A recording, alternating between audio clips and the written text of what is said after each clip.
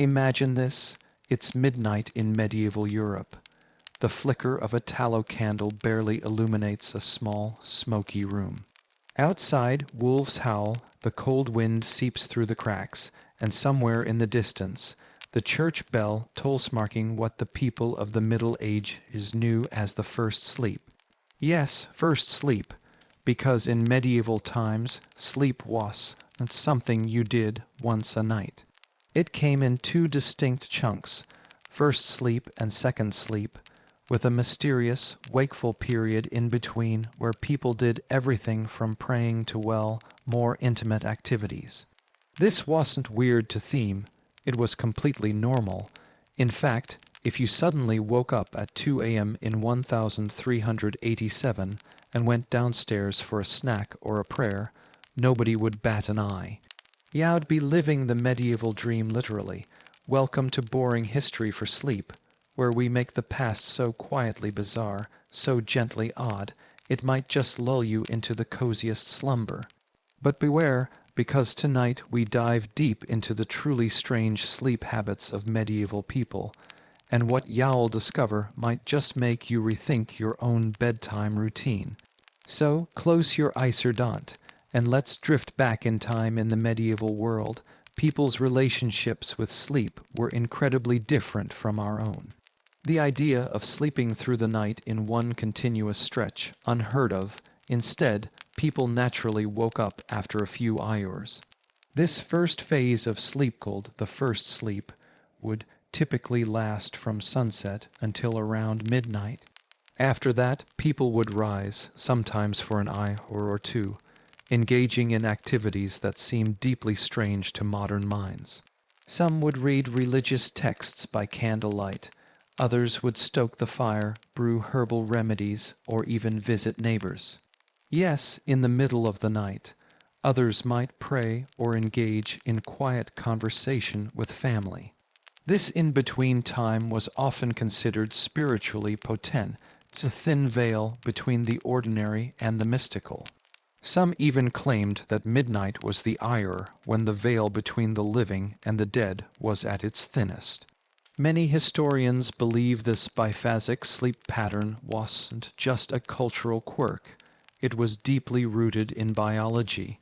Before artificial light became widespread, humans naturally followed the rhythms of the sun, with long, dark nights stretching over 12 hours, sleeping straight through wasn't common. Instead, nature seemed to guide people into this curious sleep, wake, sleep again rhythm. And it wasn't just peasants, nobles, and kings also followed these strange cycles. In castles, large beds often shared by multiple people were places of warmth, gossip, and fragmented sleep. Beds themselves were status symbols, often draped with heavy curtains, not just for privacy, but for warmth. Entire families, and sometimes even servants, might share a single large bed to ward off the winter's bitter cold. Speaking of beds, let's talk about how truly weird medieval sleep spaces were. A noble's bed might be ornately carved and swathed in velvets and linens, but common folk. Many of them slept on simple straw mattresses, sometimes with wooden frames, often just on the ground. Sheets were rare, pillows even rarer. If you were lucky, you might have a bedfellow to share body heat with, though these weren't always romantic partners. Travelers, friends, even strangers at inns could end up sharing the same bed in a practice known as bed sharing, which, surprisingly, was seen as entirely ordinary. This wasn't considered scandalous, just practical. After all, warmth meant survival, and besides, concepts of privacy were very different from what we expect today. But what about dreams? Oh, medieval people took their dreams very seriously, perhaps even more seriously than their waking lives. Dreams were seen as messages from the divine, warnings from beyond, or portents of the future. Dream interpretation was practically a medieval pastime. Entire books were dedicated to what your dreams meant, whether you dreamt of bees' wealth, rivers' journeys, or falling bad luck. And here's another oddity. Sleep wasn't always horizontal. In crowded towns and cramped homes, some people actually slept sitting up. This was partly due to the belief that lying flat was associated with death. Upright sleeping, especially among the poor who shared crowded quarters, became a norm in some places. People might even sleep on benches or in chairs, head resting on hands, snoring gently through the night. Even the materials of sleep were strange. While today we prize soft cotton sheets and fluffy pillows, medieval folk often used sacks stuffed with hay, feathers if you were rich, or even heather branches. In cold regions, people sometimes slept fully clothed, wrapped in whatever textiles they could find. Nightcaps weren't just cutathi were essential for keeping warm in drafty homes with no central heating. And don't get me started on the concept of night demons. Medieval folk believed the darkness was just a time for restit, was a time when spirits, goblins, and malevolent beings roamed free. The famous old hag phenomenon, what we now recognize as sleep paralysis, was described as a literal demon sitting on your chest in the dead of night. This terror inspired charms, prayers, and even strange sleeping positions to ward off the night's dangers. Some believed that sleeping with an iron knife under the pillow could protect you from such nocturnal visitors. Others hung garlic, rowan branches, or holy relics by the bedside. Fear of the dark was not just psychological, it was deeply spiritual. And yet, despite these fears, the medieval night was also profoundly communal. In villages and towns, people were less isolated in their sleep. The darkness was shared, and the rhythm of waking in the middle of the night was so common that neighbors would visit each other or hold nighttime gatherings by firelight. Midnight was less lonely than we imaginate was social. As you continue to relax, let's drift further into the world of medieval nights, a place where sleep was just something you did. It was something you lived. Have you ever wondered what people believed about the best time to fall asleep? In medieval times, this wasn't just a matter of comfort. It was a question of morality, health, and even spiritual well-being. Falling asleep too early was frowned upon. Early sleepers were sometimes viewed as lazy or weak, perhaps even more susceptible to illness or demonic influence. On the other hand, staying awake too long, especially past midnight, was dangerous territory where evil spirits were thought to roam freely. The night was a liminal space, and one had to tread carefully. Time itself was marked differently. Mechanical clocks were rare. Most people told time by the position of the sun, the sound of church bells, or simply by instinct. In the darkness, the night seemed eternal, and so people broke it into manageable, sacred parts: first sleep, the midnight waking, second sleep. In monasteries and abbeys, sleep took on a particularly rigid form. Monks and nuns adhered to a life structured entirely by the ringing of bells. The night was punctuated by the night office, or matins prayers conducted in the middle of the night, long before dawn. The idea was simple. Even while the world slumbered, God remained awake, and so must the devout. Sleep to these religious communities was something to be disciplined. Monks and nuns often slept in tiny cells, on hard beds, sometimes even without pillows. Some orders went so far as to limit sleep to just 4 or 5 hours a night, breaking it up with multiple periods of chanting, reading scripture, and meditation. Luxury in sleep was seen as a threat to the soul. Too much comfort could invite sinful thoughts or sloth. And here's something odd. In some cases, monks would even sleep sitting up to avoid falling into what they called the sin of excess rest. The idea that sleep could be morally dangerous might sound strange to modern ears, but in the medieval mind, sleep was never just physical, it was spiritual. But while the monasteries kept tight control over sleep out in the villages, the relationship with sleep was earthier, more chaotic, and frankly, more bizarre. For one thing, insomnia wasn't really seen as a medical problem in the way it is today. If you couldn't sleep, it was often thought that something or someone had a hand in it. Maybe you had eaten the wrong food, or maybe a witch had cast a spell on you. Perhaps you were being punished for secret sins. In many cases, the remedy wasn't medicine, but rather prayer, charms, or mystical intervention. One popular folk remedy involved placing a blessed object such as a sprig of scent. John's worked beneath the pillow. Others used herbal sachets filled with lavender, valerian, or chamomile. For those truly desperate for rest, potions were brewed that included ingredients as strange as poppy seeds, lettuce water, and sometimes even opium.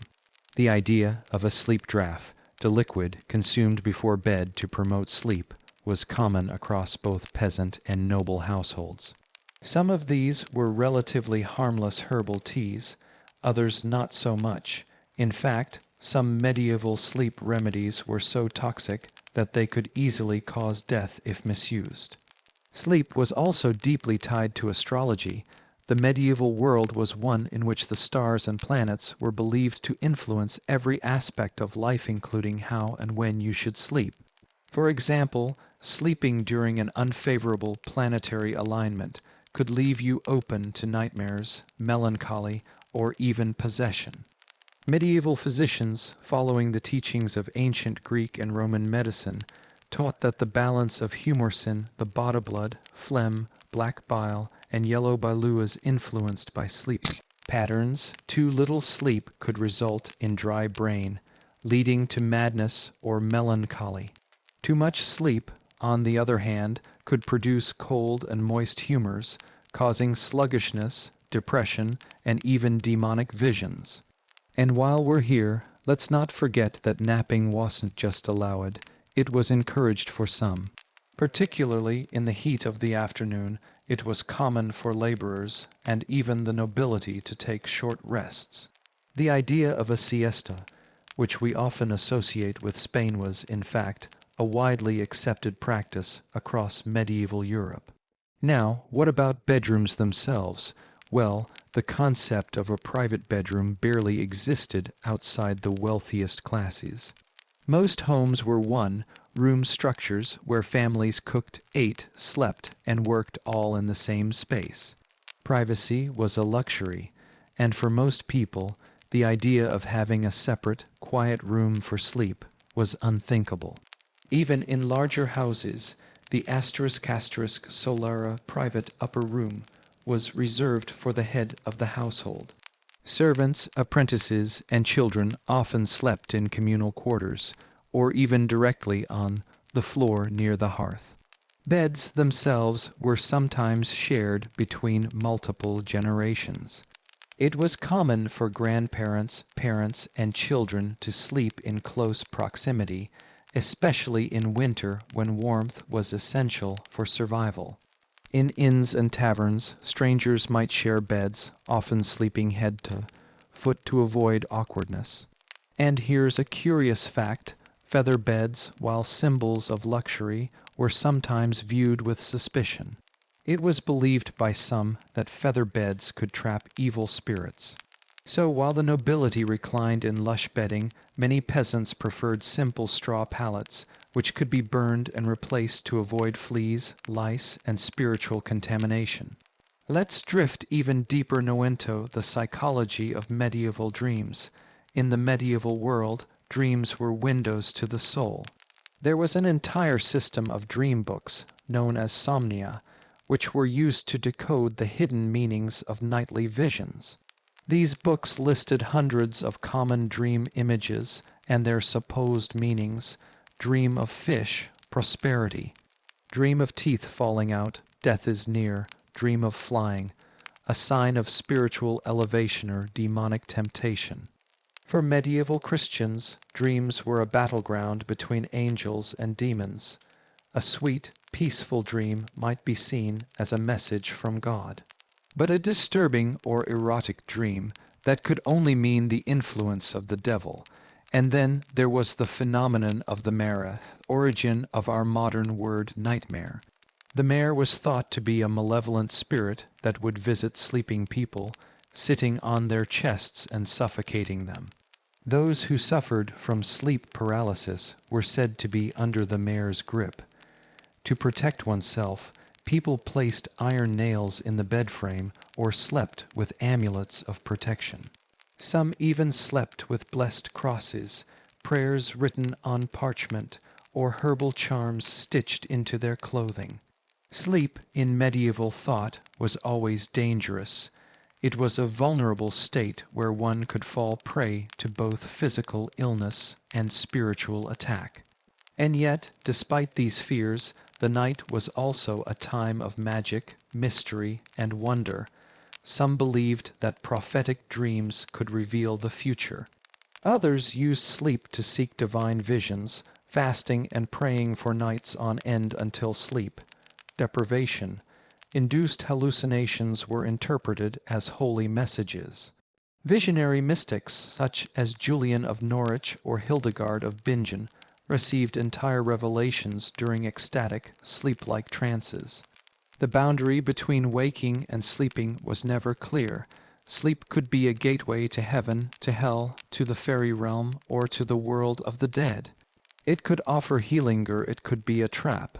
As you settle deeper into stillness, imagine yourself in a simple medieval home. The hearth glows low, a child stirs softly on a straw mat. The wind hums against the wooden walls. Outside, the stars shine cold and distant. The first sleep has ended, and the gentle wakefulness of midnight has begun. Maybe you would rise to pray, or to write, or perhaps to sip from a cup of warmed ale before returning to bed. The hours unfold without rush. The night is long, the world is slow. You are neither fully awake nor fully asleep in the timeless rhythm of a world that no longer exists, but still lives on here in your imagination. As the night deepens and the moon climbs higher over the medieval countryside, the hours between first sleep and second sleep unfold with their own peculiar rhythm. This was not a time of eerie silence and isolation, but rather a period woven into the social and spiritual fabric of daily life. The people of the Middle Ages did not merely accept this nighttime wakefulness, they filled it with meaning, ritual, and quiet companionship. In many villages and towns, there was a practice known as the midnight watch. It served not just as a practical measure to guard against fires, thieves, or restless animals, but as a shared communal heartbeat through the dark hours. The appointed night watchman, often an elder or a trusted villager, would patrol the streets, sometimes calling out the time, sometimes simply walking in silence. The sound of his footsteps, the distant echo of his staff tapping against cobblestones, brought comfort to those awake in their beds.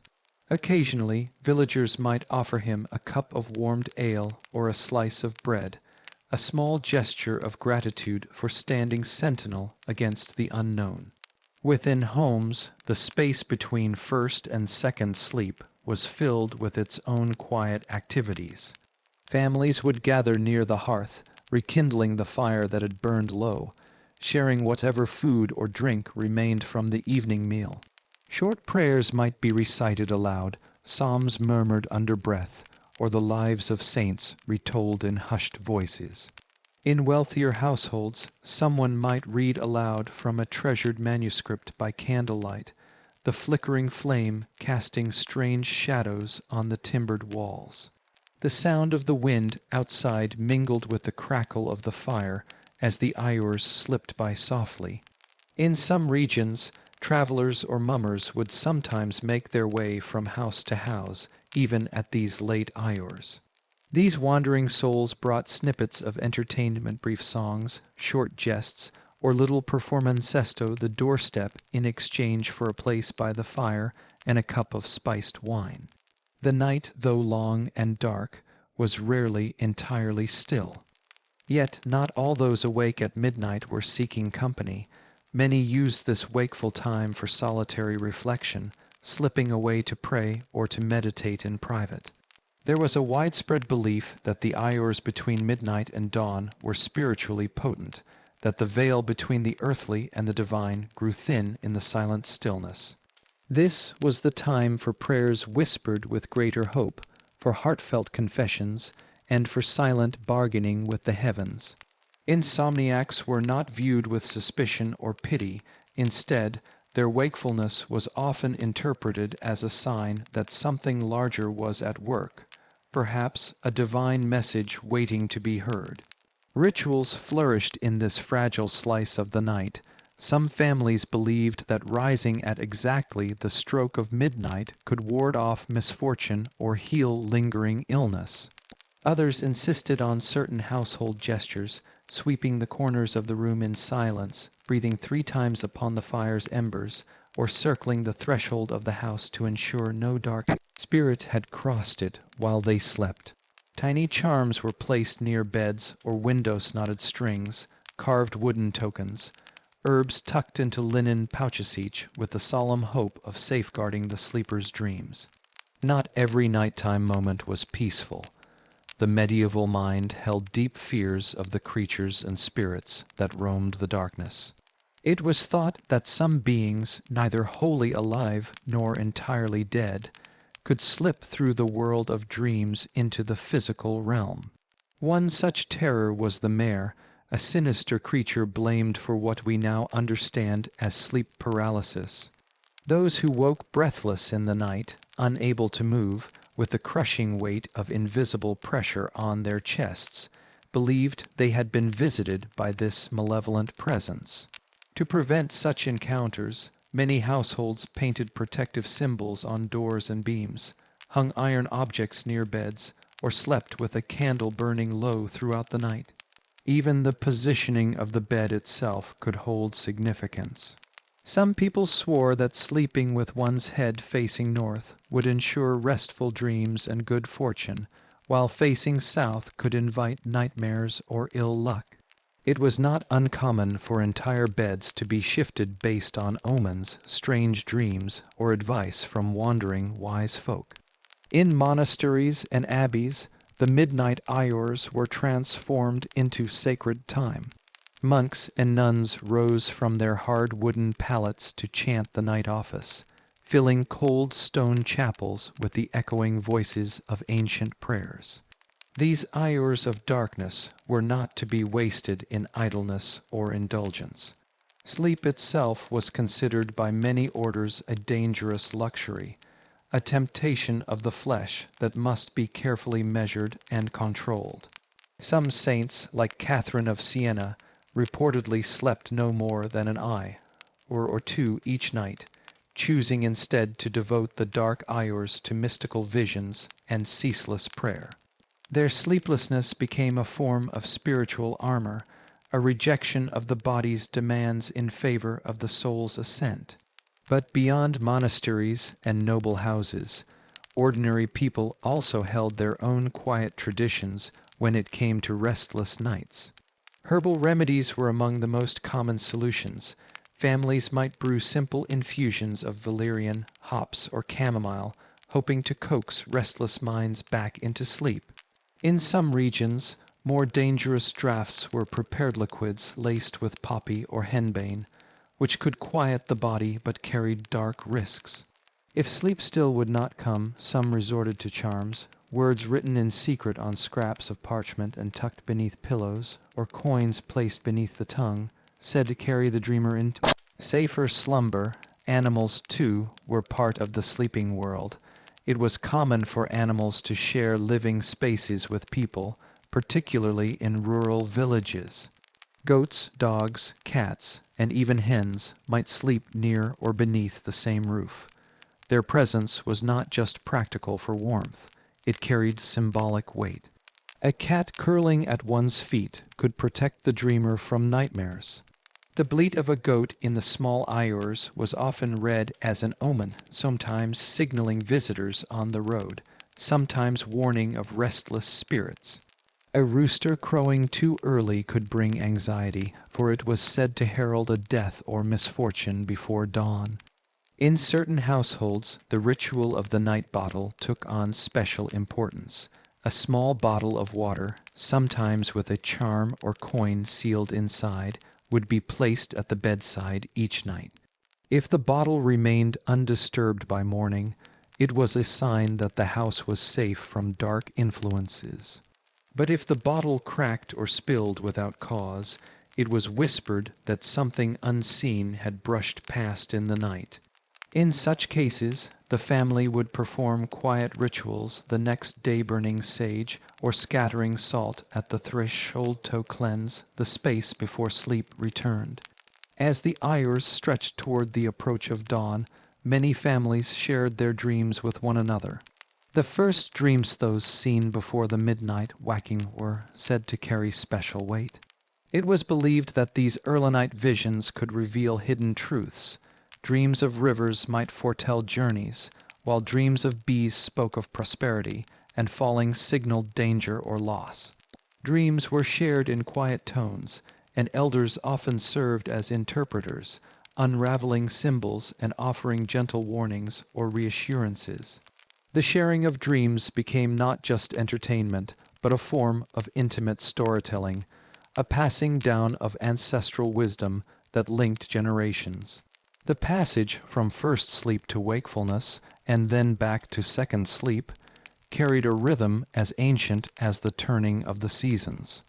It was in this ebb and flow of consciousness that medieval life unfolded, shaped by flickering candlelight, the low crackle of the hearth, and the slow drift of voices across the sleeping hours. The dark was not an empty void, but a living, breathing part of life filled with stories, symbols, fears, and small acts of warmth and kindness. And as you lie here now, listening across the centuries, you might imagine the gentle pull of those same timeless rituals. The quiet waking, the soft murmur of a prayer, the distant hoot of an owl, the slow return to warmth beneath heavy blankets.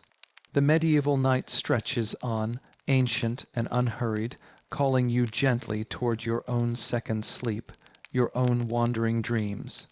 Let us slip even further now, deeper into the folds of medieval night, where the stars hang cold and bright over wooden cottages, winding cobblestone streets, and ancient forests beyond. The medieval mind moved through darkness differently than we do today. For them, the night was not simply an absence of daylight. It was a living, breathing entity, filled with stories, dangers, comforts, and strange customs that shaped the way people rested, dreamed, and lived. One of the most remarkable things about medieval sleep was how naturally people accepted the flow of darkness and light. In the absence of electric illumination, human bodies and minds responded to the slow, steady dimming of the sun. The golden hour of twilight marked the first signal to wind down, to gather around fires, to share stories, and to begin the journey toward slumber. Candles were precious, made from tallow or beeswax, and not everyone could afford to burn them long into the night. For most, the coming of darkness meant the end of physical labor, the closing of doors, the bolting of shutters, and the sinking into first sleep. But sleep was rarely immediate. People didn't drop off the moment their heads touched a rough pillow or straw mattress. There was a gradual easing into slumber, a softening of the senses, and often a period of reflection. Many medieval people ended their day with prayer, sometimes lengthy, sometimes simply asking for protection through the vulnerable hours of the night. Others recited charms to ward off bad dreams, or whispered the names of saints believed to safeguard the soul during unconsciousness. It was, in every way, a ritual, the crossing of a threshold from waking life into the land of dreams. And how curious those dreams were! Medieval dream culture was rich and multi-layered. Dreams were never thought to be random firings of the brain, as modern science suggests. Instead, dreams were windows into the supernatural, coded messages from the heavens, or sometimes sinister tricks from darker forces. Entire manuscripts were dedicated to the interpretation of dreams, with lists of symbols, images, and their supposed meanings. To dream of fire could mean passion or destruction. To dream of birds could foretell travel or freedom. To dream of death was not necessarily grim. It might signal rebirth, transformation, or the release of burdens. It is easy to imagine a household in the early morning iris, gathered near the embers of a dying fire, sharing the dreams of the previous night, each image dissected and pondered with the weight of ancient belief. Dreams connected people to something larger than themselves, to myths, to fate, to a cosmos alive with divine intention. The notion of first sleep and second sleep shaped how time was perceived at night. After the first sleep, when the body naturally woke, people engaged in a variety of gentle activities. Some might take the opportunity to complete small domestic tasks, mending clothing by candlelight, tending to animals, or simply enjoying a moment of quiet solitude. Others saw this waking as an ideal time for intimacy, both romantic and spiritual. It was said that prayers offered in the hours between sleeps were more likely to reach God's ear. Interestingly, the gap between sleeps also became an informal social window. For those living in tightly knit communities, it was not unheard of to visit neighbors, to share a drink, or to simply sit together in comfortable silence while the stars wheeled overhead. In some areas, taverns and inns might quietly open their doors for those awake at odd hours. The division between night and day was less rigid than it is now. The dark hours were part of the living rhythm of life. But night was not without its terrors. In an age when street lighting was non-existent, darkness itself held power. Shadows hid dangers both real and imagined. Night travel was rare and considered risky unless absolutely necessary. Those who did venture out after dark often carried lanterns, charms, or even weapons to ward off thieves, wild animals, and spirits. Ah, yes, spirits. The medieval imagination populated the night with beings both wondrous and dreadful. It was commonly believed that certain times of the night were more prone to supernatural visitations. The witching hour, though its exact timing varied, was thought to be a moment when the barrier between the physical and spirit world was thinnest. Witches, demons, fairies, and restless souls could cross into the human realm during these hours. To protect against such visitations, medieval folk employed all manner of household defenses. In addition to charms made of herbs, bones, or carved wood, some families chalked protective symbols on their doors. Iron, believed to repel evil, was often kept near beds or above entryways. Holy relics, crosses, and images of saints were strategically placed throughout homes. One particularly eerie belief was that of the changeling, a fairy child swapped for a human baby while the parents slept. To prevent this, parents would sometimes place iron scissors beneath the infant's pillow or tie red ribbons to the cradle. Sleep, for all its necessity, was also a time of deep vulnerability.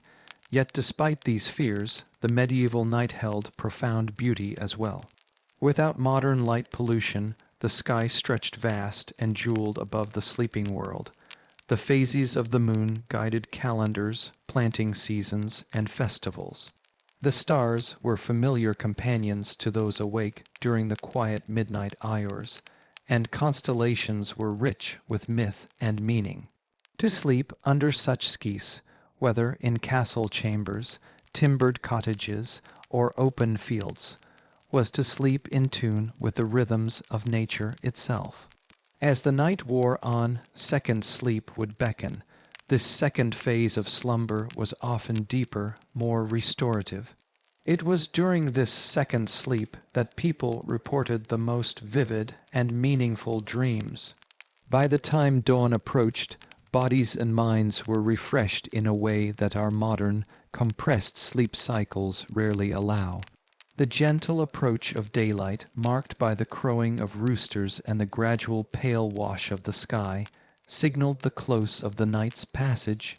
Let us pause and linger for a moment on the sensory details of medieval sleep, the scent of wood smoke clinging to ruffs, spun wool blankets, the warmth of bodies huddled together on cold winter nights, the scratchy texture of straw mattresses, the soft rustle of linen or fur, the distant toll of a church bell calling the faithful to early mass, the wind rattling shutters, the sudden sharp cry of a night bird. These small, sensory anchors grounded medieval people in the present, even as their minds traveled elsewhere in dreams. It is easy to romanticize this world of flickering candles and whispered prayers, but medieval sleep was often fragile and disrupted by factors we rarely think of today. Illness, for instance, was ever present. Fevers, toothaches, and infections could make sleep difficult or even dangerous. Women recovering from childbirth often faced long nights of discomfort, and children frequently woke crying from hunger, cold, or nightmares. The line between life and death was thinner in the medieval world, and sleep sometimes brought people perilously close to that edge. And yet, despite hardship, medieval people cherished rest. Festivals and feast days often brought opportunities for luxurious sleeping in, followed by shared meals and community gatherings. The arrival of spring, with its longer days and warmer nights, was greeted with relief, and sleep patterns shifted again with the seasons. The relationship between sleep, survival, and celebration was deeply cyclical. Travelers, too, had their own peculiar sleeping arrangements. Inns were few and far between, and hospitality often meant sharing not just a room, but a bed with strangers. This practice of bed sharing might seem odd to us now, but it was a common and pragmatic solution. In some cases, traveling monks or pilgrims would rest on the stone floors of monasteries, wrapped in cloaks or lying on simple pallets. Outlaws and vagabonds, less fortunate, would find what shelter they could beneath hedgerows or in barn lofts, listening for the approach of wolves or worse. Within cities, nighttime had its own pulse. The wealthy might enjoy more comfortable sleeping quarters, with feather beds and soft linens, but even the grandest houses faced the same nocturnal uncertainties as peasants. Fire was an ever-present danger, as homes built from timber and thatch could ignite with terrifying speed. Night watchmen patrolled city streets, but their presence was often more symbolic than effective.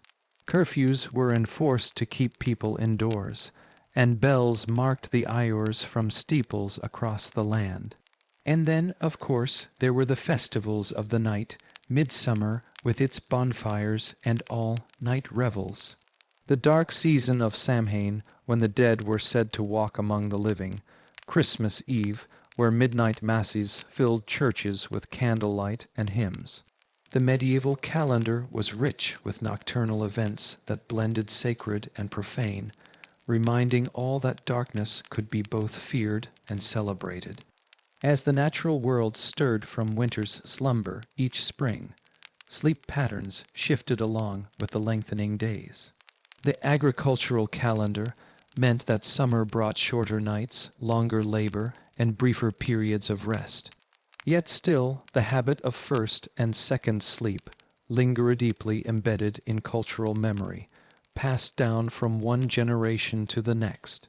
With every passing year, however, changes stirred on the horizon. The invention of the mechanical clock, the gradual urbanization of society, the spread of artificial lightingall would eventually conspire to remake the human relationship with sleep. By the time of the Industrial Revolution, the ancient rhythms of biphasic sleep had all but vanished from common practice.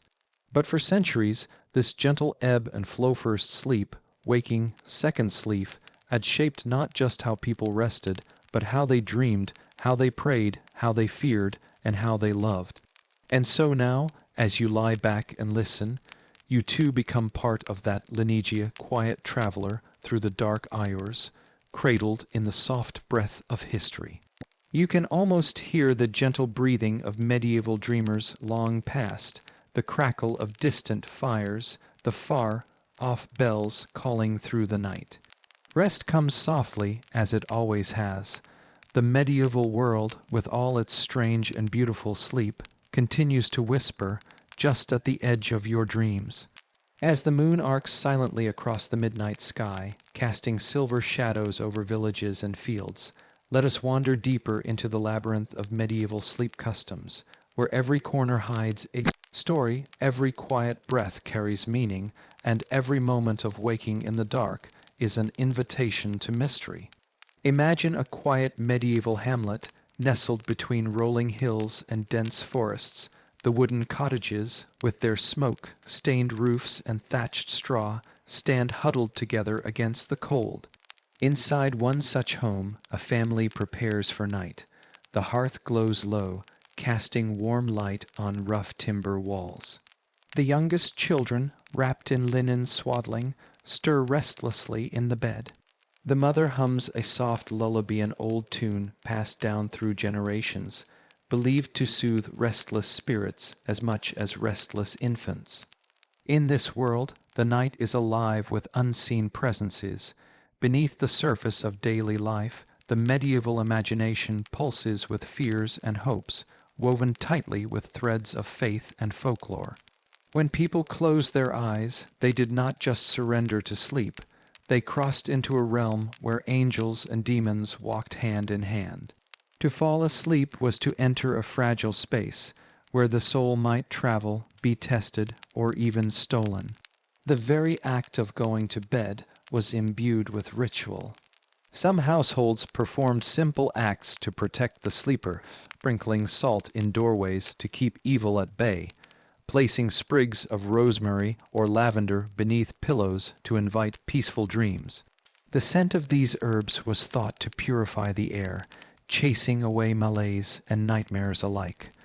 Others tied small bells to cradles, believing the sound would frighten away malevolent spirits. Beds themselves were fascinating microcosms of medieval life. In noble households, the bed was often a grand affair, raised high on a wooden platform called a bedstead, adorned with carved posts, rich tapestries, and heavy curtains. These curtains served a practical purpose, shielding sleepers from drafts and nosy servants, but also creating a private sanctuarial stage where the dramas of sleep and waking unfolded. In the cold winter months, multiple layers of blankets and furs kept the chill at bay, while a bowl of hot water might be placed nearby to warm cold feet. Among the lower classes, beds were simpler but no less significant. Straw-filled mattresses laid directly on wooden frames or even on the floor formed the sleeping surface. Pillows might be a luxury, sometimes replaced by folded clothes or bundles of wool. Many families shared their bed space with multiple members, not just for warmth, but also because privacy was a concept far removed from everyday reality. The line between public and private life blurred in these shared spaces, where stories were told in whispers, secrets exchanged, and comfort found in proximity. In some regions, communal sleeping took on elaborate forms. For example, in Scandinavian villages, large communal beds or long benches lined the walls of shared rooms, where entire families or groups of travelers rested together.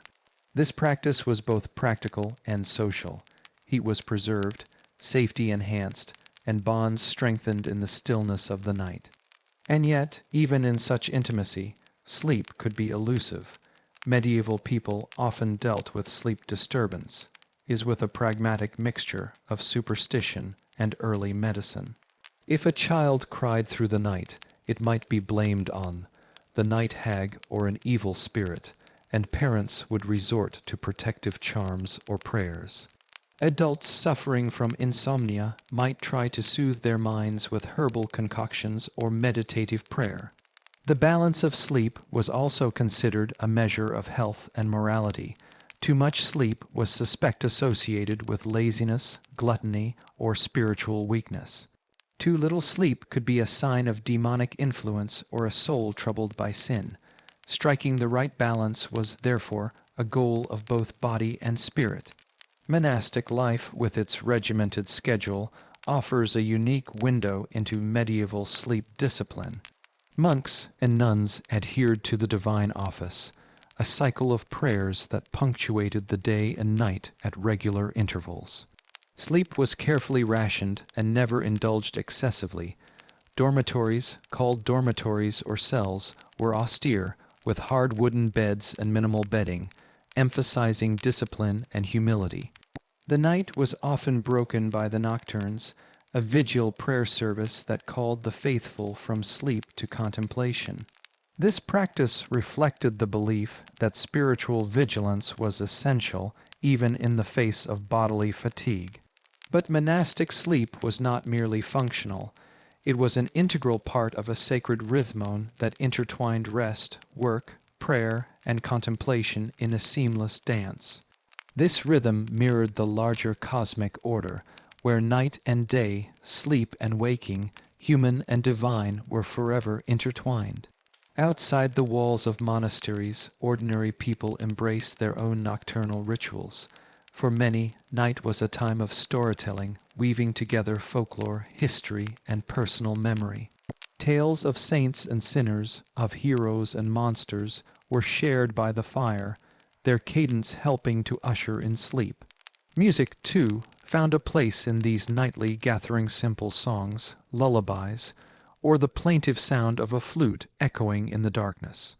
Medieval calendars remind us that the year was punctuated by many nights of special significance.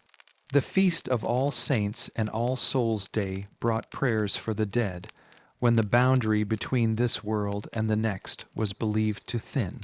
On such nights, people might leave food and drink out for wandering spirits, lighting candles to guide lost souls home. Halloween, too, with its roots in ancient customs, was a night of masks and mystery, when the dark could be both frightening and magical. It's fascinating to consider how the medieval body itself responded to these cycles. Without the distractions of screens or artificial lighting, circadian rhythms followed a natural cadence closely tied to the sun's movement. The absence of blue light meant melatonin, in secretion, hormone that regulates sleep, was more predictable, encouraging sleep onset soon after dusk. This natural physiology meshed perfectly with the cultural patterns of biphasic sleep. There were, however, practical challenges. Food scarcity, illness, warfare, and harsh winters often disrupted sleep patterns. In times of plague or conflict, fear and grief could lead to restless nights. Soldiers on campaign might rest in shifts, half awake and alert to danger. Farmers worked from dawn to dusk during harvest season, sometimes napping in the fields during the hottest part of the day to compensate for shorter nights. And then there's the fascinating phenomenon of sleepwalking and nocturnal behaviors. Medieval texts sometimes describe night marauders, a people who wandered or acted oddly in their sleep. These episodes were often interpreted through spiritual or moral lens, is seen as evidence of demonic possession or moral failing. Remedies ranged from prayer and fasting to physical restraint. The concept of sleep sickness, now known as encephalitis lethargica or other sleep disorders, was also present, though poorly understood. Those who slept excessively or struggled to wake might be regarded with suspicion or fear, their affliction interpreted as a spiritual trial or punishment. Turning from sleep itself to the immediate moments before and after, consider how the medieval day began. Dawn was not just the start of light, but a spiritual threshold. Morning prayers greeted the new day, and the sounds of roosters crowing were both practical and symbolic, signaling the world to wake. The smells of cooking fires and fresh bread stirred the senses as families prepared for the labors ahead. Yet, even with the break of day, the memory of night lingered. Those waking from second sleep might recall their dreams with vivid clarity, pondering their meanings or sharing them with family or clergy.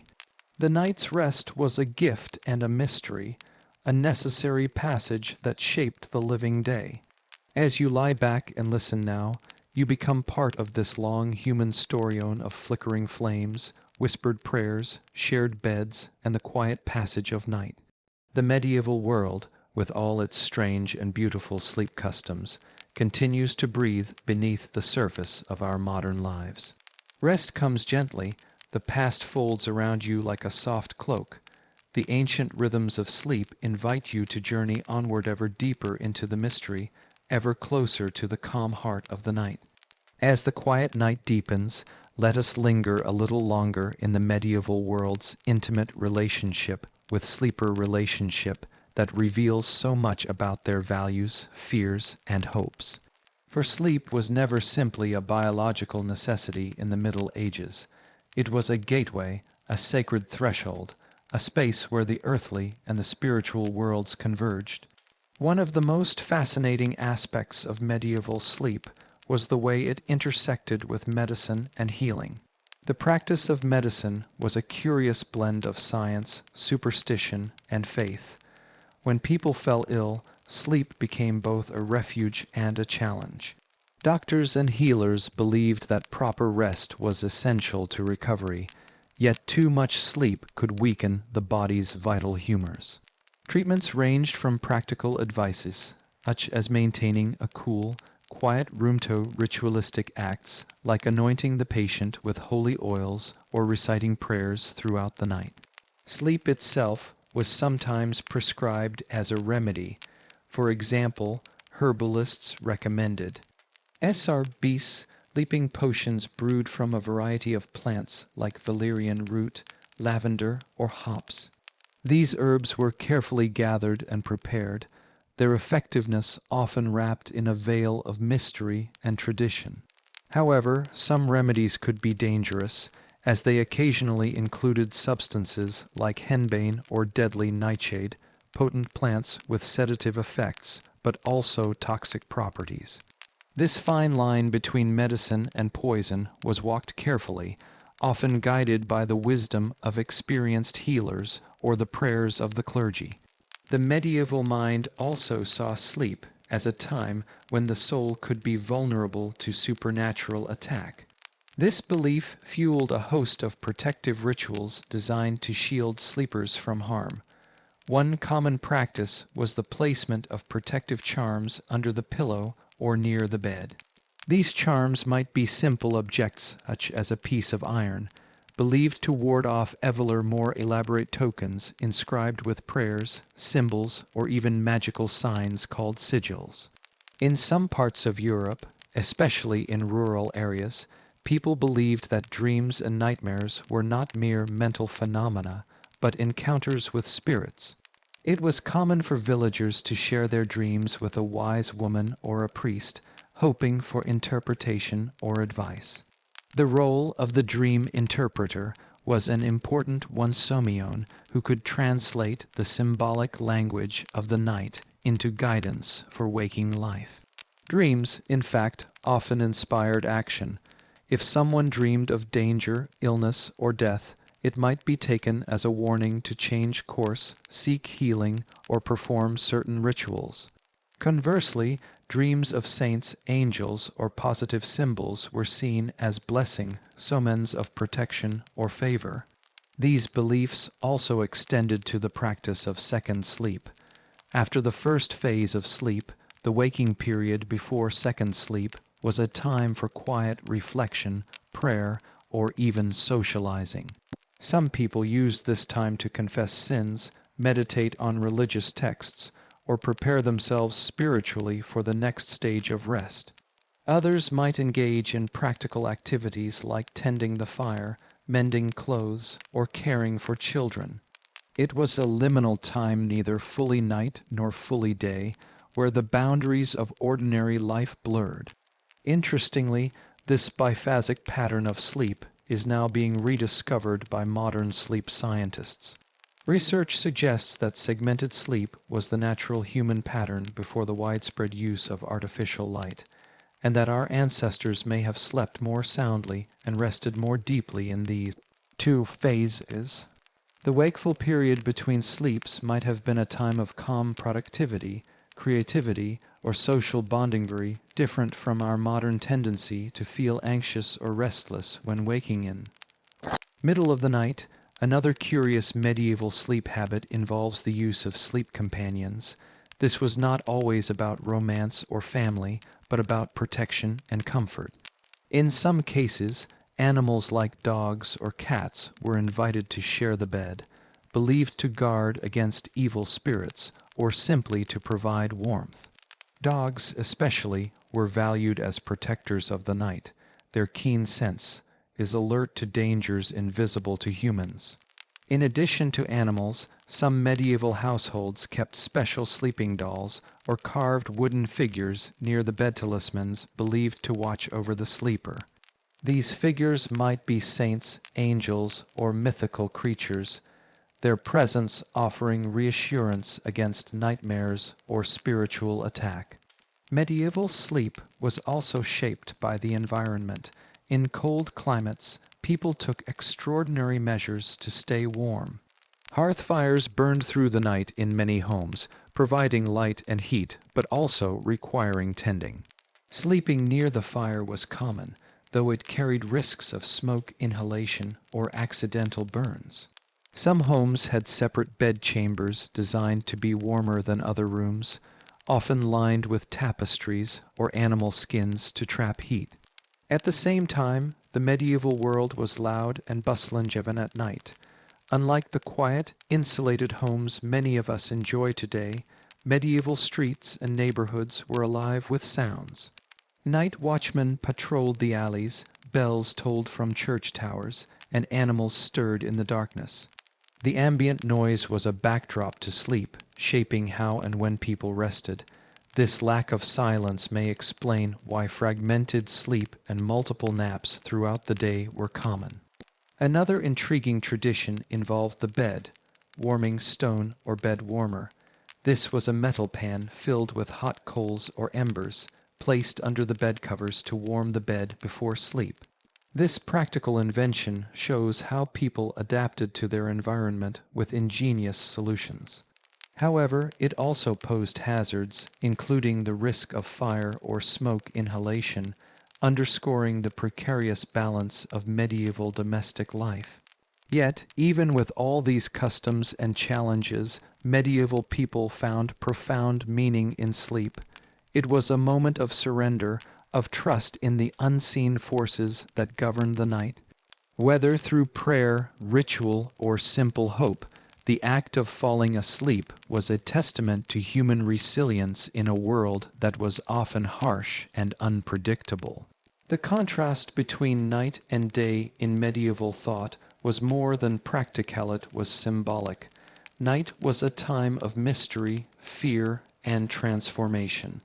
Day was light, order, and life. Sleep stood at the crossroads, a threshold where the soul might travel, danger might lurk, and dreams might reveal secrets. This duality is reflected in the language of the time. Words like slumber, doze, and nap were layered with meaning. The phrase "to rest one's eyes" suggests both physical relief and a brief journey into the inner world. To be sleeping the sleep of the just conveyed a peaceful, virtuous rest, while fitful sleep implied unrest, worry, or spiritual turmoil. As dawn approached, the world began to stir once more.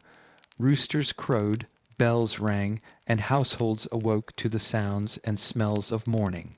The transition from night to day was gradual, but unmistakable, a slow return from the dream world to the waking world. Medieval people greeted this new day with rituals as carefully observed as those at night. Morning prayers, washing, and preparation for work were acts of renewal. The day offered the chance to redeem the soul, labor honestly, and nurture community. And yet, the memory of the night remained a whisper beneath the noise of daily life. Dreams recalled, fears assuaged, and the rhythm of biphasic sleep continued to shape their days.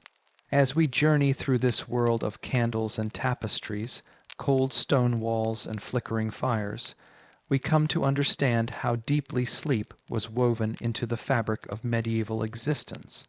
It was at once practical and mystical, communal and private, sacred and mundane. So now, as your own eyes grow heavy and the quiet of the present moment enfolds you, remember that you are part of a long human story. The patterns of sleep you follow today echo the rhythms of those who lived centuries ago in a world where the night was not simply darkness, but a vast, unfolding mystery waiting to be explored. Continuing deeper into the medieval world, it's impossible to ignore the peculiar role that culture and social status played in sleep habits.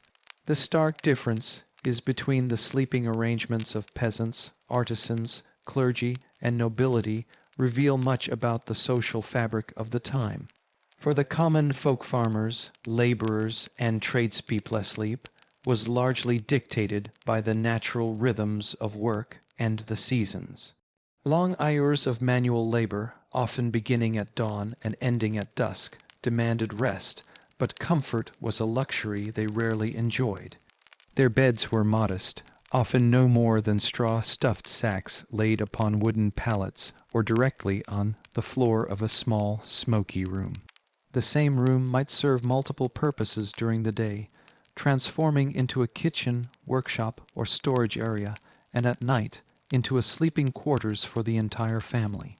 Privacy was scarce, and beds were shared not just for warmth, but out of necessity. The idea of personal space was quite foreign in this context. Families, and sometimes even neighbors or strangers might cluster together in a single bed or sleeping area. This was partly practical, partly social. Shared sleep fostered intimacy and community, but it also increased the risk of spreading illnesses, especially in cramped and poorly ventilated spaces. In contrast, the nobility approached sleep as a demonstration of status and refinement. Grand halls and bedchambers were decorated with heavy draperies, tapestries, and fine linens. Beds were large and imposing, often canopied and richly adorned. In these spaces, sleep was intertwined with rituals of display and luxury. The bed itself was a symbol of power, a place where lords and ladies might receive visitors, conduct private councils, or display their wealth. Yet even among the elite, the medieval night was fragmented by the same biphasic sleep pattern. Despite their comfort, nobles rose during the night for prayers, reflection, or secret meetings. This wakeful period might be spent writing letters, playing music, or simply contemplating the affairs of the realm. It was a time when the boundaries between public and private blurred. Clergy and monks, whose lives were governed by strict schedules of prayer and work, had their own unique relationship with sleep. In monasteries, the concept of sleep as a sin was taken quite seriously. Luxurious sleep was frowned upon, and monks often slept on hard beds or even wooden benches, embracing discomfort as a form of spiritual discipline. Their sleep was regimented, broken up by calls to prayer throughout the night, and closely tied to their religious duties. The monastic approach to sleep underscores the spiritual dimension of rest in the Middle Ages. Sleep was more than rest. It was a test of virtue and an arena for spiritual warfare. The darkness of night was a battleground between good and evil, where souls might be tempted by demons or comforted by angels. Dreams were scrutinized for divine messages or warnings, and sleeplessness could be interpreted as a sign of spiritual vigilance or struggle. Outside the walls of monasteries, folk beliefs about sleep and the night abounded. These beliefs varied by region but often shared common themes. The night was dangerous, the boundary between the living and the dead was thin, and sleep was a vulnerable state. Stories of witches, ghosts, and malevolent spirits prowling after dark were widespread. Many households adopted protective customs like hanging garlic, iron horseshoes, or crucifix is near bedstow guard against harm. Even the architecture of medieval homes reflected these fears. Windows were often small and shuttered tightly at night, and doors were barred or bolted. Some homes had witch marks or apotropaic symbols carved near entrance, or hearth, intended to repel evil spirits. Another fascinating practice was the use of vigil beds. These were specially prepared beds meant for someone who was ill or dying, often placed near the hearth or in the main room where family members could keep watch through the night. The vigil was both practical and spiritual, a time for caretaking, prayer, and preparation for death. Sleep was also deeply entwined with medieval notions of gender. Women, especially in rural areas, often juggled heavy workloads alongside domestic responsibilities and child rearing, which shaped their sleep patterns. The presence of infants and young children in beds meant frequent disruptions, and catnapping during the day was common. Nighttime was a time of both rest and vigilance, as women watched over their families, tending to the needs of the household even during the darkest hours. Men, especially those involved in trades or warfare, had sleep patterns influenced by their roles and duties. Knights, for example, might sleep lightly, always alert for the call to arms. Guards and watchmen were assigned night shifts, further fracturing the concept of continuous rest.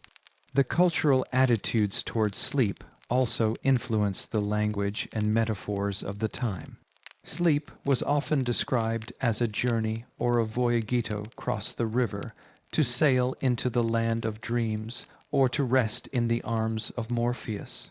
These poetic expressions reflect the profound mystery and allure that sleep held in the medieval imagination.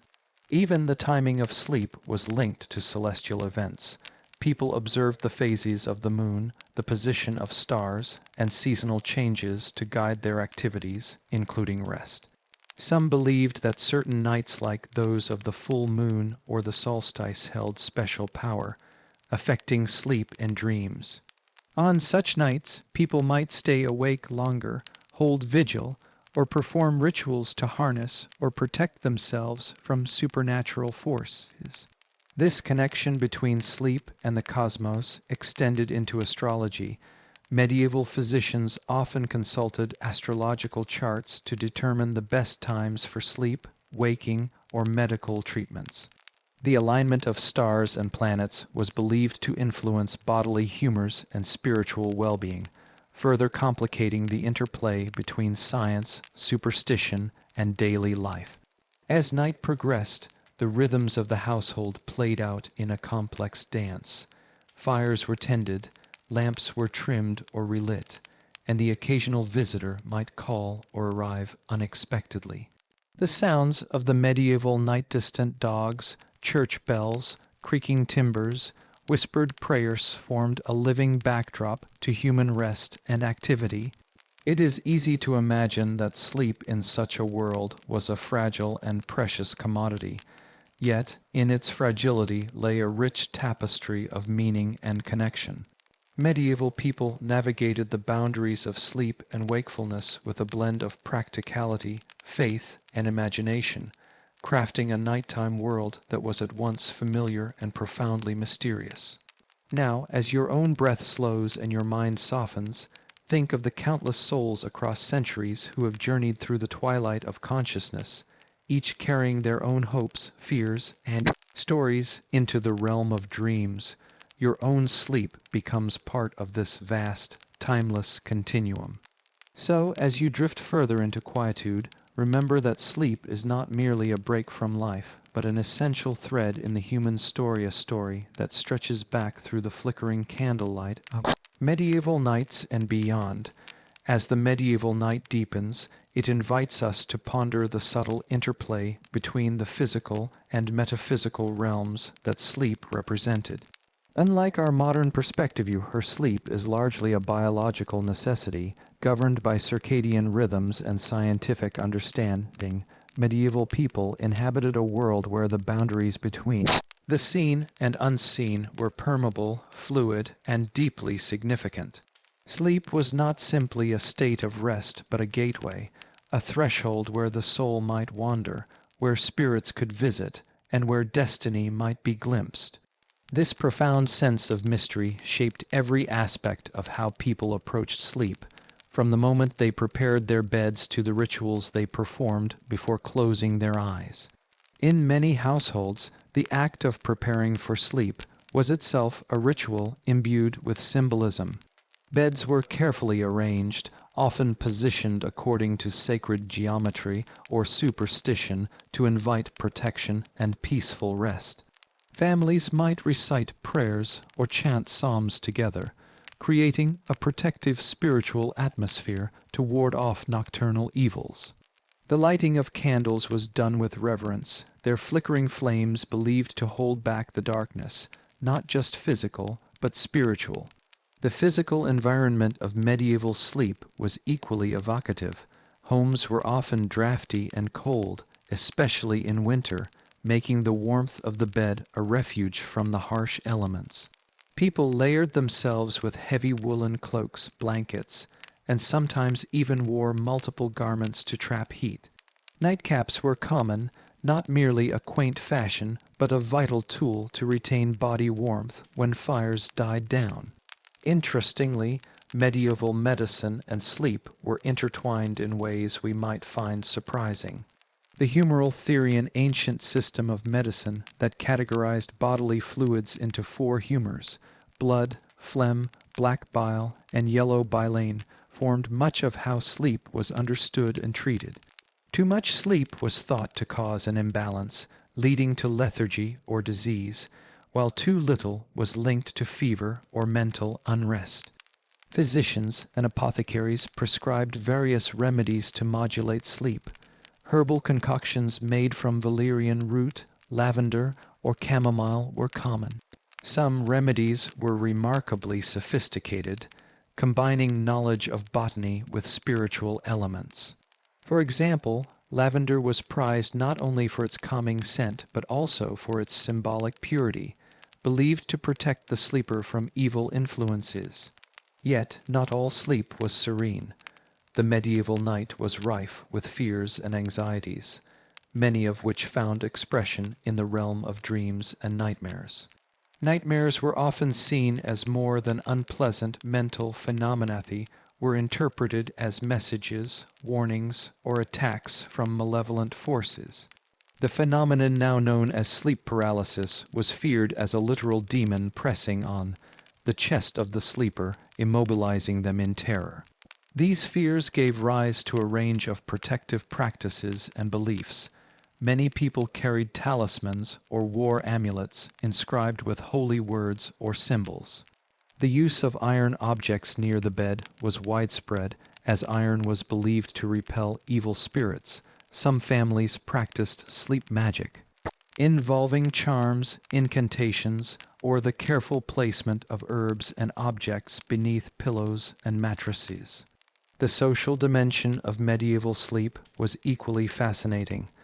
Unlike our modern emphasis on privacy and individual space, medieval sleep was often a communal affair.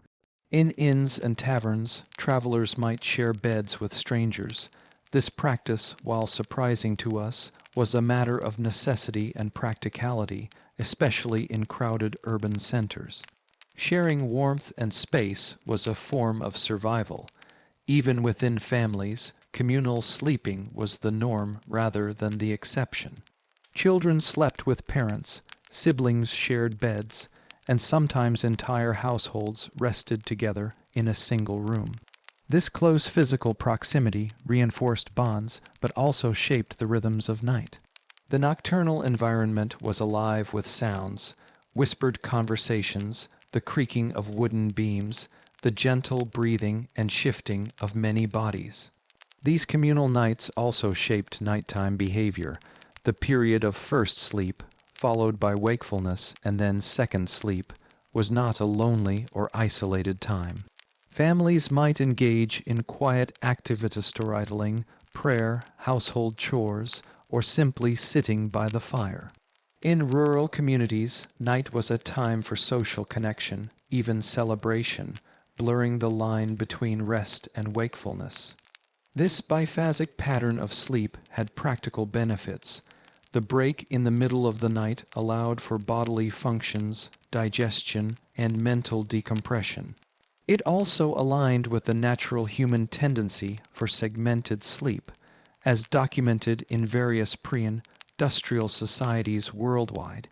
The forced adaptation to continuous, uninterrupted sleep is a relatively modern development, heavily influenced by artificial lighting and industrial labor demands.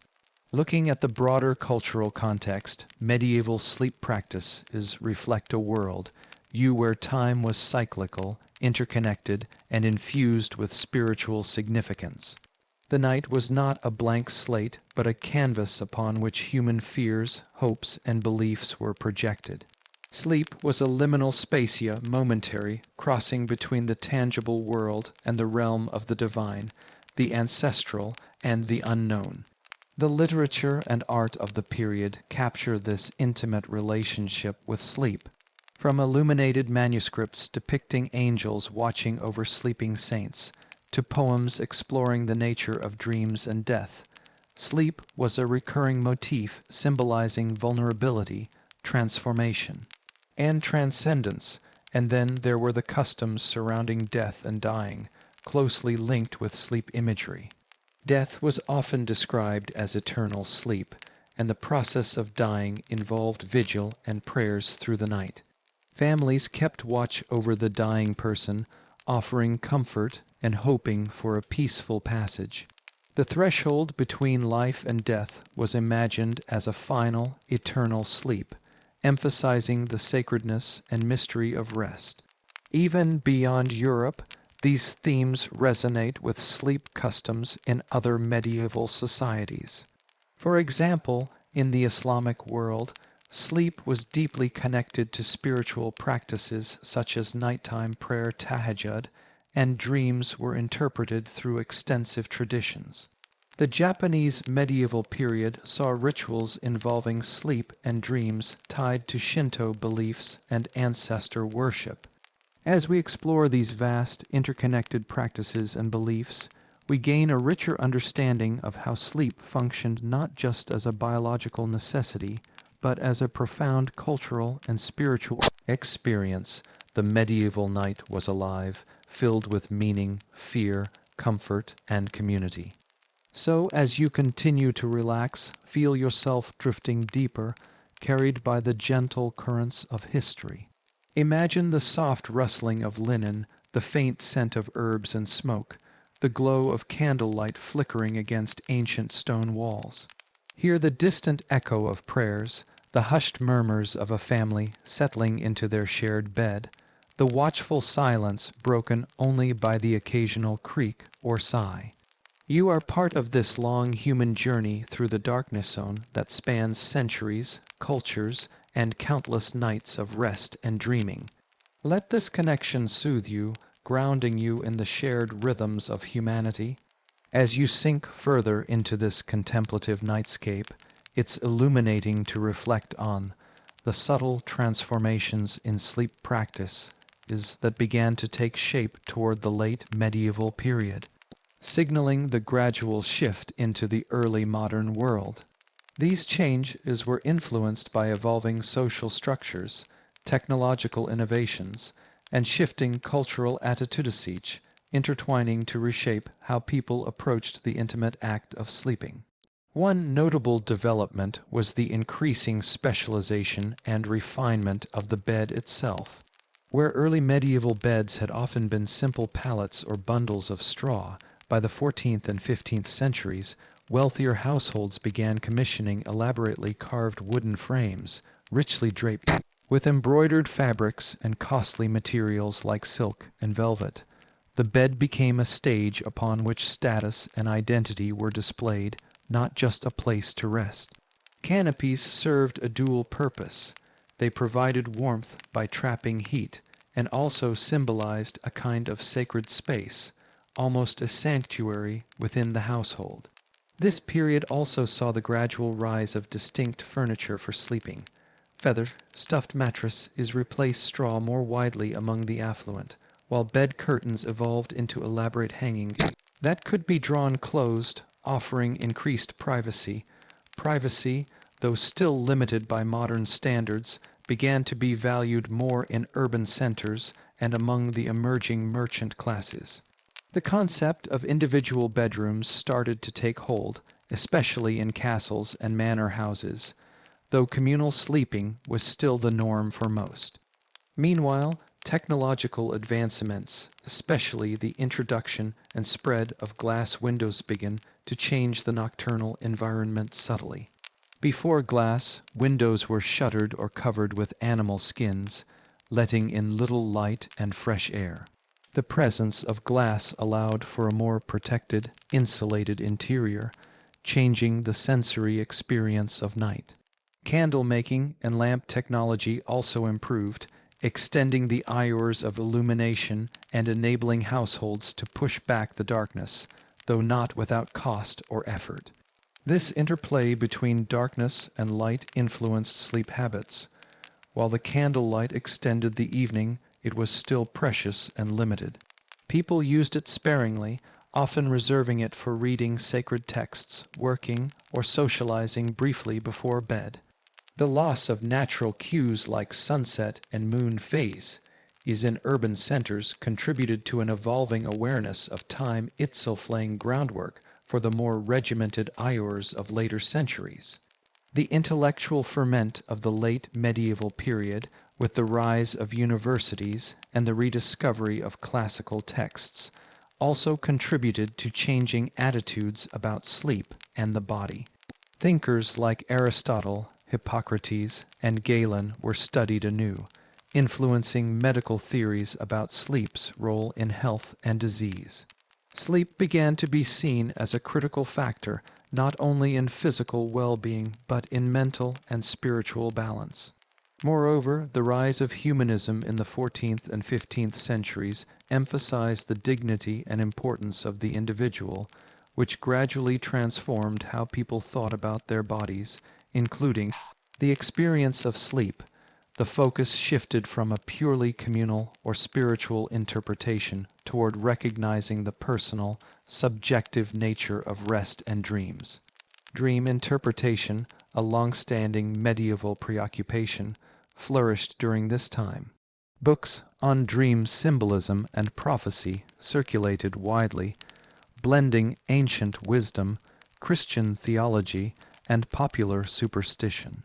Dreams were portals to self-knowledge, divine revelation, or warnings. The interpretation of dreams became a kind of protos, ecology, deeply woven into everyday life. In terms of everyday practice, the industrial and agricultural calendar continued to shape sleep patterns. Rural life was still dominated by the rhythms of light and labor, with long nights in winter encouraging segmented sleep and social gatherings around the hearth. In cities, however, the increasing density of population and the rise of guilds and workshops introduced new rhythms. Night watchmen and guild members often worked irregular hours, complicating traditional sleep schedules. The tension between tradition and innovation in sleep was palpable. On one hand, the night retained its aura of mystery, danger, and spiritual significance. On the other, practical considerations, trade, governance, education, began to demand more regular, continuous sleep for productivity and health. During this period, illness and sleep became linked in new ways. The bubonic plague, which devastated Europe in the 14th century, deeply influenced perceptions of the body and rest. Disease was seen as a disruption of the body's humors and energies, and sleep was prescribed as a crucial part of healing. However, the plague's swift and often fatal course sometimes rendered sleep restless and fragmented, fostering a widespread cultural anxiety about the fragility of life and health. The role of women in sleep culture also evolved in subtle ways. Women continued to be primary caregivers and nurturers, tending to the sleep of children and elders. However, increased urbanization and changes in household organization affected their experience. The growing presence of midwives and female healers introduced new knowledge about the connections between sleep, childbirth, and women's health. Religious practices remained central to medieval and early modern sleep customs. Nighttime prayers and vigils persisted, but personal devotional reading and meditation before sleep became more common with the spread of printed prayer books and devotional manuals in the 15th century. This individualization of spiritual practice paralleled the broader cultural shift toward personal responsibility and interiority. It's important to highlight that despite these shifts, many medieval sleep traditions survived well into the modern era, especially in rural areas. The biphasic sleep pattern, communal sleeping arrangements, and belief in the spiritual dimensions of sleep lingered, sometimes clashing with emerging scientific perspectives. Looking even further, sleep in the medieval world connects us to a deeper human continuity. Across cultures and epochs, sleep has been a space where the tangible meets the intangible, where bodies rest and souls wander. From the simple straw pallet to the grand canopy bed, from whispered prayers to the flicker of candlelight, sleep has shaped and been shaped by the stories we tell about ourselves and our place in the cosmos. And as you now rest, sinking deeper into your own dreamscape, you carry with you this rich heritagia thread in the vast tapestry of human experience woven through centuries of night. Your breath slows, your body softens, and the veil between waking and dreaming thins. As the medieval night stretched onward, one fascinating aspect to consider is the relationship between sleep and medicine in those times. Her relationship deeply entangled with the prevailing humoral theory that dominated medieval medical understanding. According to this ancient system, the human body was governed by four humors: blood, phlegm, black bile, and yellow bile. Each humor corresponded to particular qualitashat, cold, wet, or dry, and maintaining their balance was essential for health. Sleep was seen as a critical restorative process that helped restore this balance, especially by cooling the body and calming excess heat and activity. But sleep was also thought to be vulnerable to disturbance, is caused by humoral imbalances. For example, too much black bile, associated with melancholy and cold dryness, could lead to insomnia or troubled sleep filled with nightmares. Similarly, an excess of phlegm could cause lethargy or excessive sleepiness. Medieval physicians would often prescribe dietary changes, herbal remedies, and specific sleep routines to help patients achieve the proper balance. One popular medieval remedy for sleeplessness involved the use of aromatic herbs. Lavender, rosemary, and chamomile were among the favorites, often placed in small sachets under pillows or woven into garlands hung above beds. Their scents were believed to soothe the nervous system and invite peaceful slumber. Valerian root was highly prized for its potent sedative properties, while hops, very ingredient we now associate with beer, were also used to promote drowsiness. Yet some remedies crossed into the realm of the strange or even dangerous by modern standards. Sleep-inducing concoctions sometimes contained extracts of deadly plants like henbane or mandrake, whose hallucinogenic and toxic properties could produce vivid dreams or unconsciousness, but at great risk. Such treatments underscore how medieval sleep was intertwined with the mystical and the medicinal, a dance between nature, body, and spirit. Beyond medicine, the societal roles and economic structures of the medieval world also shaped sleep habits in intriguing ways. The agrarian calendar dictated not only waking hours but sleep patterns. During harvest time, Long days of intense labor meant that many villagers would sleep longer and deeper, sometimes abandoning segmented sleep for a single prolonged rest. Conversely, in the harsh winters, with fewer daylight hours and less work, nights were longer and segmented sleep became more prevalent, offering opportunities for nocturnal socializing or religious observance. In urban centers, the rise of markets, guilds, and artisan workshops brought about more regimented schedules, though still quite different from today's 9 to 5 routine. Guild members often began work early in the morning, requiring earlier rising times. Taverns and inns, bustling with travelers and townsfolk alike, operated into the night, blurring the boundaries between wakefulness and rest.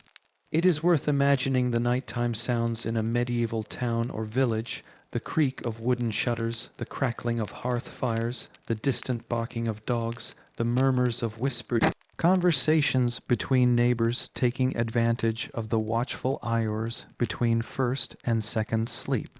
This was a time when night wasn't simply a curtain drawn across the day, but an active, meaningful space where human life and supernatural fears intermingled.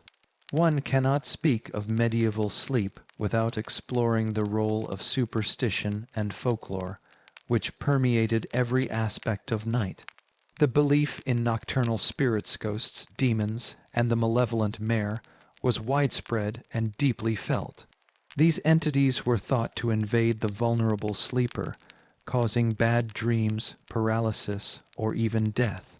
To protect against these unseen threats, medieval households employed an arsenal of charms and rituals. Iron objects believed to repel evil were placed near beds. Protective prayers or holy relics might be kept close at hand. Some families would sprinkle salt or holy water around the sleeping quarters. In some regions, it was customary to leave a light burning through the night as a beacon against darkness and evil. These beliefs also informed sleeping arrangements. For example, sleeping with one's head facing north was often avoided due to its association with death or evil spirits. Similarly, certain days were considered more auspicious for sleeping or waking, reflecting the blending of astronomy, astrology, and folk wisdom.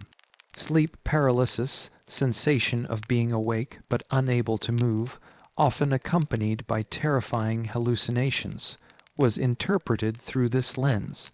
What modern science understands as a neurological phenomenon was once a terrifying encounter with the old hag, a witch or demon pressing down on the chest of the sleeper. This fear shaped behaviors and stories passed down through generations. Amid these fears, sleep remained a profoundly communal experience.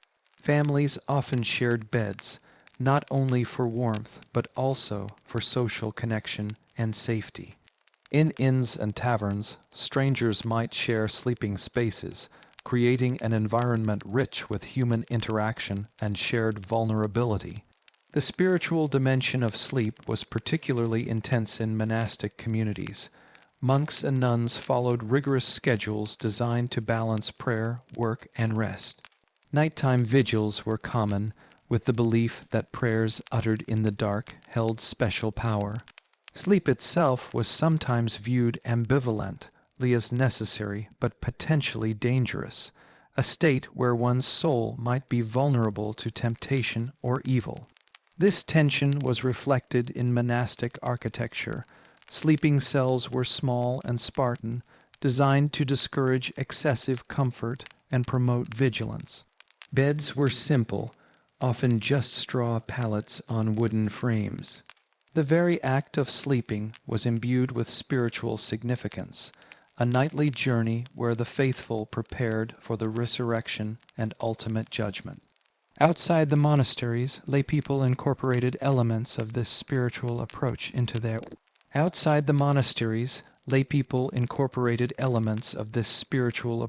into their own sleep rituals.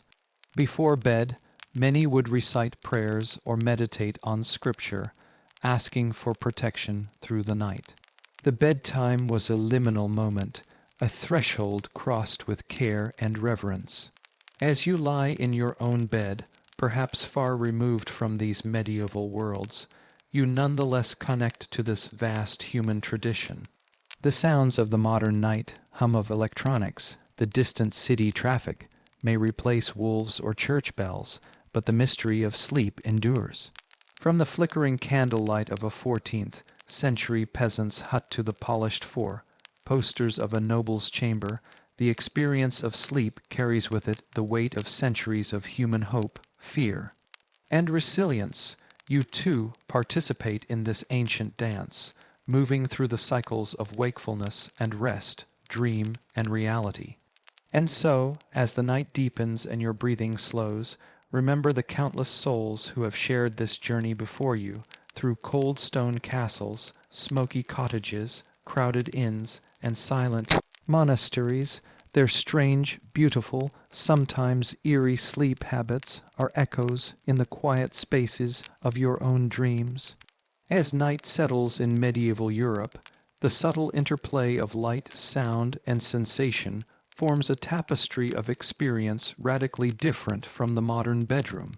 The absence of electric light meant that darkness was more complete, more enveloping, and thus more psychologically potent.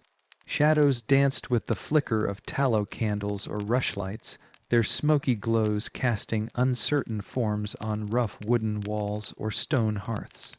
This fragile illumination not only shaped what people saw, but also what they feared, unknown dangers lurking just beyond the firelight, and the mysterious presence is believed to haunt the night.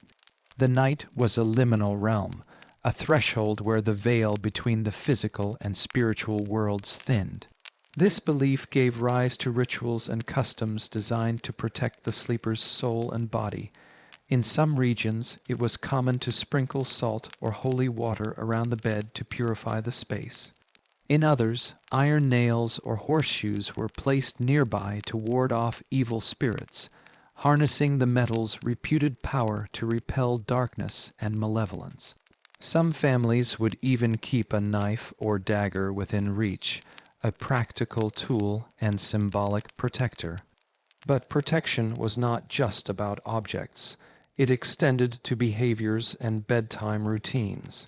Before retiring, families might gather to say prayers, recite psalms, or chant hymns to call down divine protection. The recitation of the Pater Noster, Our Father, or the Ave Maria, Hail Mary, was believed to shield the household throughout the vulnerable night hours. The act of prayer itself was a kind of spiritual armor, fortifying the mind and soul against fears and temptations. The rhythm of life in a medieval household was deeply intertwined with these nocturnal practices. Evening was not merely a time to sleep, but a sacred pause, a moment to reconcile the day's labors and prepare for the spiritual battles believed to unfold in dreams. People believed that dreams were more than idle imaginings, they were messages from God, the devil, or the spirits. These nocturnal visions were carefully interpreted to glean insights about one's health, fortune, and moral standing. Dreams of light angels or holy figures were seen as blessings, while nightmares or visions of demons indicated spiritual danger. To interpret these dreams, many turned to Critica, books or oral traditions that offered symbols and meanings. For example, dreaming of water could symbolize purification or emotional turmoil. Birds might represent freedom or divine messages, while falling was a harbinger of misfortune. In this context, the phenomenon of sleep paralysis, old hag, was terrifying. Imagine waking in the dark, unable to move, feeling an oppressive weight on your chest, and sensing an evil presence. This experience was interpreted as a literal visitation by a malevolent spirit, a witch or a demon. Folk remedies to prevent or relieve this torment included carrying charms, burning certain herbs, or sleeping in particular positions. Some believed that turning one's head away from the north or placing a Bible under the pillow could ward off the mare. Beyond these fears, medieval sleep was shaped by practical realities.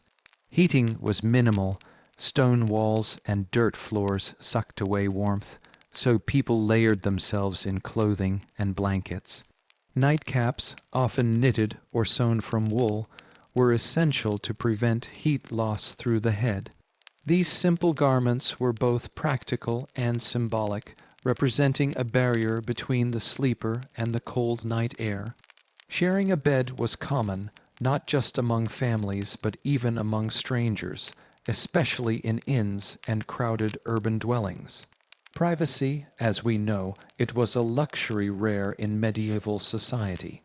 A large communal bed offered warmth, safety, and companionship, but it also meant that sleep was a social event, full of whispered conversation, laughter, and sometimes quarrels.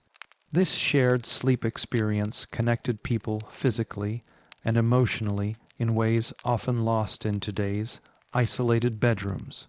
The design of beds and sleeping spaces reflected this social and environmental context. Beds were often curtained to retain warmth and offer a modicum of privacy, especially in grander homes. Curtains could be pulled close to shield the sleeper from drafts and prying eyes, and the fabrics themselves velvet, damask, or heavy linen were symbols of wealth and status. In peasant homes, bedding was simpler, but even there, efforts were made to insulate and protect from the chill. Straw mattresses were topped with blankets made of wool or linen, and the sleeping area might be raised on platforms to avoid the cold ground. As the Middle Ages progressed, the concept of first sleep and second sleep persisted, but societal changes began to challenge this rhythm. The rise of town life and guild systems, with their more rigid work hours, gradually introduced pressure toward consolidated sleep. Still, in rural areas, biphasic sleep remained common well into the early modern period. Monastic life offers a fascinating window into medieval attitudes toward sleep.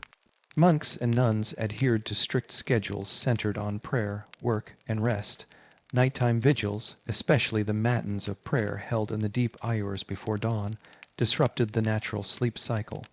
To accommodate these demands, monastic sleeping arrangements were simple wooden pallets with straw, designed to minimize comfort and promote spiritual vigilance. The act of sleeping was carefully regulated, not only for physical health, but as a spiritual discipline. Sleep could be a battlefield of temptation, with monks praying for protection against dreams of sin or demonic visions. In contrast, the aristocracy often enjoyed more lavish sleep environments. The bedchamber was a place of power and display, filled with tapestries to insulate against cold and decorated with symbols of lineage and faith. Beds were large and comfortable, sometimes accommodating multiple people, including children and servants. These chambers also served as places of political and social negotiation, where privacy was both valued and circumscribed. Sleep, therefore, was a complex phenomenon, part biological necessity, part spiritual journey, part social ritual. It was also a domain of cultural meaning, shaping and shaped by beliefs about the body, the soul, and the cosmos. As you now feel your own body soften into rest, imagine the long night stretching ahead of time, once filled with spiritual wonder, communal warmth, whispered secrets, and the silent tread of unseen forces. The medieval sleeper, like you, navigated the threshold between consciousness and dream, life and mystery. The very nature of time in the medieval world was quite different from our modern clock-driven understanding. Without the widespread presence of mechanical clocks, most common in monasteries and later urban centers, people oriented themselves according to natural rhythms, the rising and setting of the sun, phases of the moon, and the seasonal changes in daylight. This meant that sleep was inherently more fluid and variable. The hours of darkness could be divided by a watch, a period of wakefulness during the night which was as much social and spiritual as it was practical. The first sleep was the initial slumber after dusk, lasting several hours until the sleeper naturally awoke. This was followed by a period sometimes called the watch, or quiet wakefulness, when people would rise, tend to fires, perform household chores, converse quietly, pray, or even visit neighbors. This interlude was not generally seen as insomnia, but as a natural part of the nightly cycle. Following this, the second sleep would come before dawn, completing the biphasic pattern. This segmented sleep rhythm is still observed in some traditional societies around the world today, underscoring its deep roots in human biology and culture. The interlude between sleeps was also a time for creativity and reflection. Historical records and literary reference suggest that poets, philosophers, and common folk alike might use this quiet period for introspection or to record thoughts and prayers. The medieval world lacked the distractions of electricity and digital devices, so the night held a special power as a contemplative space. Dreams experienced during these two sleeps were especially charged with meaning. Many medieval texts devoted considerable attention to dream interpretation. In addition to religious and spiritual readings, dreams were thought to reveal truths about the physical world, warnings about health, impending events, or moral guidance. Dreams of death or great joy were treated with equal seriousness, sometimes prompting immediate action such as pilgrimage, confession, or healing rituals. One fascinating figure in the medieval tradition of dream interpretation was the 12th century scholar Ibn Siryn, whose works on dreams became widely influential in both Islamic and Christian medieval cultures. His dream dictionaries listed hundreds of symbols and their meanings, from animals and colors to specific actions or objects encountered in dreams. These texts were often consulted before major decisions or during times of uncertainty, blending mysticism with practical counsel. The environmental factors influencing sleep were significant as well. Medieval homes were drafty and often poorly insulated. Stone castles could be cold and damp, with thick tapestries and rushes strewn across floors, serving to provide warmth and soften the space. Fireplaces were essential not just for cooking, but for heating, their hearths often the heart of the household's evening life. In the countryside, barns and stables were often located near living quarters for warmth, and sometimes livestock shared the same shelter as people during harsh winters. The sounds and smells of animals filled the nighttime air, a constant reminder of the close relationship between humans and their environment. Sound itself played a vital role in shaping sleep and nighttime experience. The creaking of wooden beams, the hoot of owls, the howling of wolves, and the distant tolling of church bells punctuated the dark hours. These sounds could be comforting or unsettling, sometimes inspiring stories and legends that grew into the folklore of the night. One such legend was the belief in night hags or witches who would ride the wind and visit sleepers, bringing nightmares or worse. This folklore gave rise to a variety of protective customs, hanging herbs like rue and vervain over beds, inscribing crosses on doors and windows, or placing mirrors to reflect evil away. Sleep paralysis, terrifying sensation of being trapped between wakefulness and dreaming, was often explained by these nocturnal invaders. It was a phenomenon not only feared but ritualized, with sufferers advised to call upon saints, carry amulets, or even invoke the names of angels to dispel the presence. Social class also deeply influenced sleep environments and customs. The nobility could afford elaborate bedchambers furnished with rich fabrics, canopies, and thick mattresses filled with feathers or wool.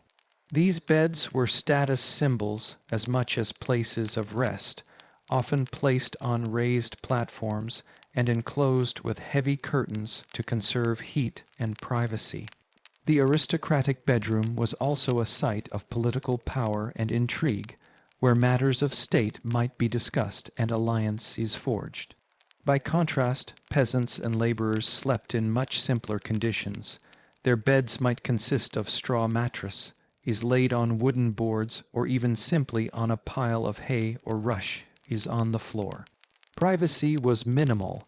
Family members, sometimes spanning several generations, often shared the same sleeping space. Despite the simplicity, these shared spaces fostered close bonds and a strong sense of communal life, with nighttime stories, songs, and prayers passed down orally. In urban settings, inns and hostels provided sleeping accommodations for travelers and tradespeople.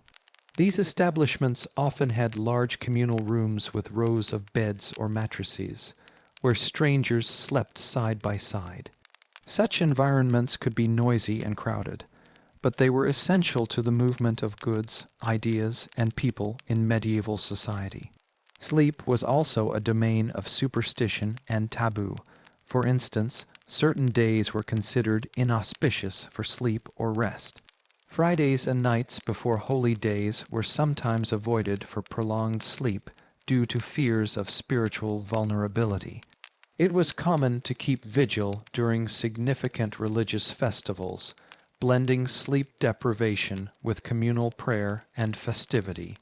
Another intriguing practice was the use of bedtime charms and incantations to protect sleepers from evil spirits. These might be written on scraps of parchment and tucked into pillows, worn as amulets, or recited aloud as a final blessing. Some charms combined Christian symbolism with older pagan elements, revealing the layered and syncretic nature of medieval spirituality. The spiritual dimension of sleep extended into the realm of death and the afterlife. Death was omnipresent in medieval life, and sleep was often metaphorically linked to it. Phrases like eternal sleep or sleeping with the angels reflected a world view in which sleep was a small death, a temporary departure of the soul from the body. Dreams of the deceased were common, sometimes interpreted as visitations or warnings. This connection between sleep and death influenced burial customs and mourning practices.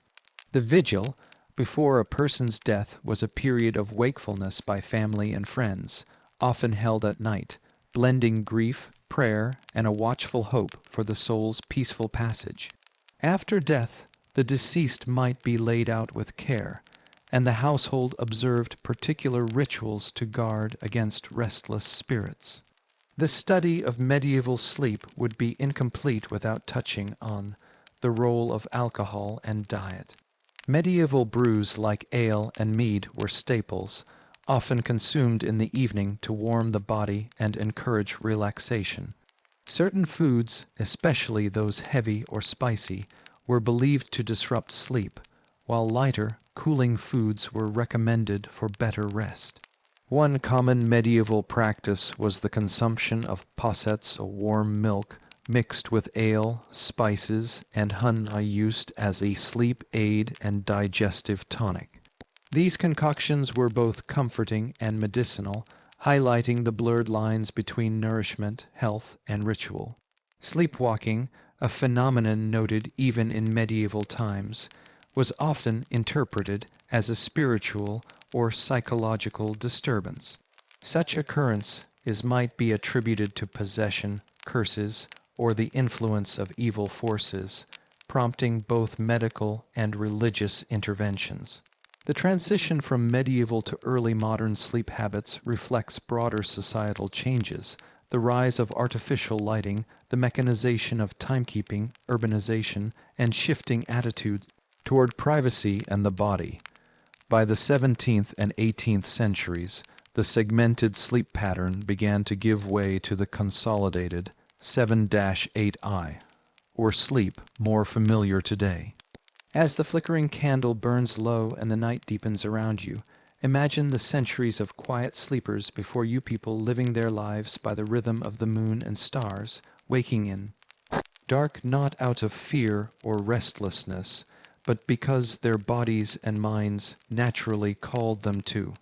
Their nights were woven with moments of wakefulness, prayer, companionship, and dreams that carried messages both mysterious and profound. The medieval night, with all its strange customs and beliefs, reminds us that sleep is never just sleep. It is a passagia threshold between worlds, a space where the mundane and the mystical intertwine. Though their beds were simple or ornate, their fears both tangible and imagined, the people of the Middle Ages knew something timeless, that to sleep is to surrender, to trust in the quiet, to embrace the unknown. So now, as you close your eyes and drift toward your own dreams, carry with you the whispers of those distant nights, the echo of first and second sleeps, the gentle watchfulness of ancient souls, and the comforting thought that across time, the need to rest and dream connects us all. Good night, and may your sleep be as deep and rich as the ages that came before. If you ever want to revisit these stories or explore other curious slices of history, it'll be here to guide you back through time's quiet corridors.